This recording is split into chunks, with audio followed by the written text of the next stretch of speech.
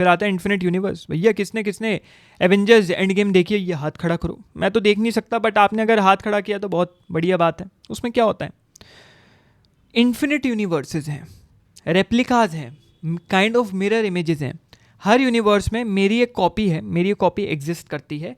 हो सकता है उस यूनिवर्स के लॉज अलग हो सकता है उस यूनिवर्स की नेचर अलग उस यूनिवर्स की फिजिक्स अलग से काम करते हो, उसकी एथिक्स अलग हो सकता है मैं उस यूनिवर्स में प्रेसिडेंट हूँ, हो सकता है मैं उस यूनिवर्स में बड़ा क्रिकेटर हूँ, या मैं इस यूनिवर्स में हो सकता है सब्जी बेचने वाला हूँ, मैं कुछ भी हो सकता हूँ। But there are multiple images which are coexisting. ऐसा नहीं कि आगे पढ़ेंगे, बहुत थ्योरीज हैं, बट इसमें जो इन्फिनिट यूनिवर्स में है वो एक साथ एग्जिस्ट कर रही हैं।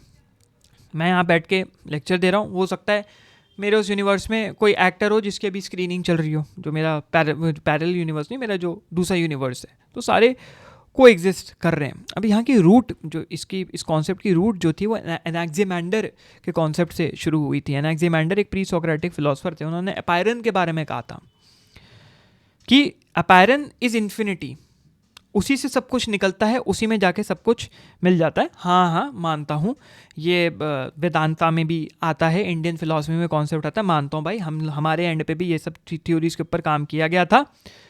But this is where it started. Western philosophy में, वेस्टर्न स्कूल ऑफ थॉट की बात करो, वेस्टर्न फिलॉसफी में यहाँ पे ये चीज़ें शुरू हुई। यहाँ पे एनाक्सिमैंडर ने ये कॉन्सेप्ट दिया, ये थोड़ी सी गाली भी पड़ी उनको इस चीज़ के लिए कि भाई देयर आर इन्यूमरेबल वर्ल्ड्स।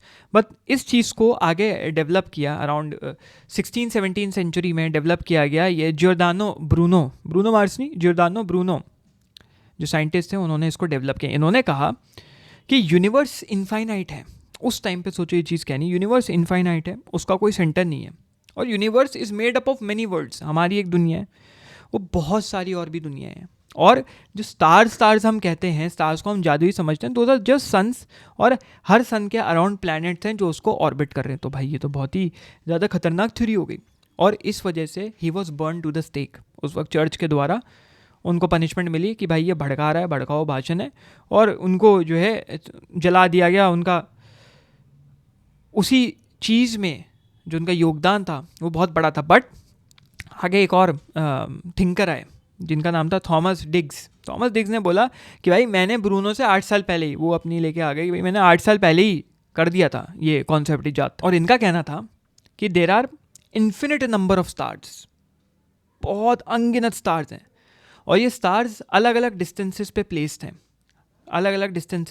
हैं, इनके बीच का कोई डिस्टेंस, एक डिस्टेंस सेम नहीं है, बहुत सारे डिस्टेंसेस हैं। और जैसे अभी हम बोलते हैं कि यूनिवर्स इज एक्सपैंडिंग, इन्होंने कहा universe is neither expanding nor contracting, वो कांस्टेंट है, जिस फेज़ में है उसी फेज़ में है। तो अगर भाई ये वीडियो पर्टिकुलरली अच्छा लगा हो तो यहाँ पे कहीं पे भी जाओ, मुझे नहीं पता, कहीं भी दिख रहा होगा, और पूरा लेक्चर देखो मेरे मेन चैनल के ऊपर।